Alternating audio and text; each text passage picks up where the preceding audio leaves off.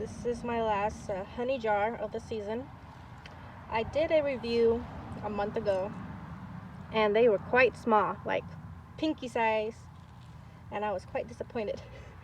This is the first year of it fruiting, so I didn't know what to expect. I've heard other people say this is the best variety, so it was a disappointment a month ago. And now it's about thumb size, which is much better.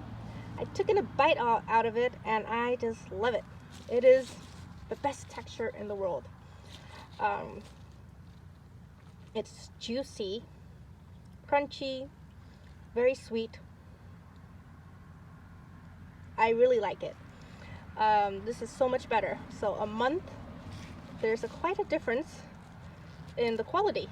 There's much more heat now compared to July. So I would say sometimes when the first crop of the fruit, it might not be the best, but hang on and test it again, because it might surprise you like this one. It's just so good. So I can't wait until next year when I get some more.